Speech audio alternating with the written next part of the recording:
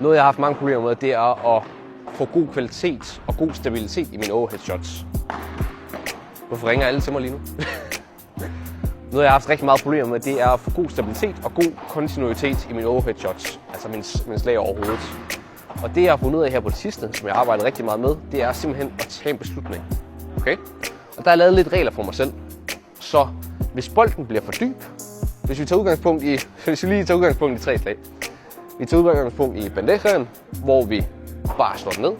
Viboren, hvor vi laver lidt mere fladt angreb. Og så smashen. Okay? Hvis bolden bliver for dyb, altså hvis den kommer helt herned omkring, så har jeg bare sagt til mig selv, okay, op i god forberedelse, og så bare skyde en flad bold ned. Bare tryk den lige så stille ned, og så dybt som muligt. Fordi i det slag, der kan jeg trykke ned, og så kan jeg komme tilbage til nettet igen. Jeg har ofte sigtet meget efter midten, og så lavet en langsom bold, så de skal ind og lave et eller andet akavet slag. Og så kan det være, at jeg får den i det her leje.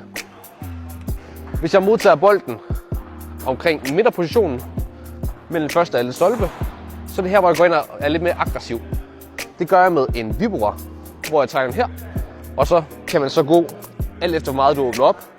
Hjørne, midt, side. Det er et sindssygt godt angrebsslag.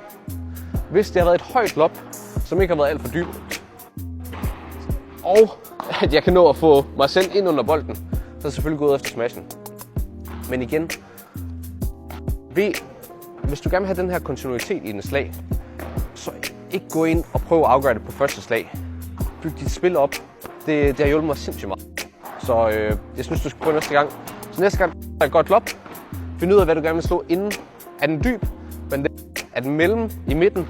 Kør en vibor. Er den under eller er den over dig? Så prøv at køre smashen. Men ikke stress. Okay? Fed.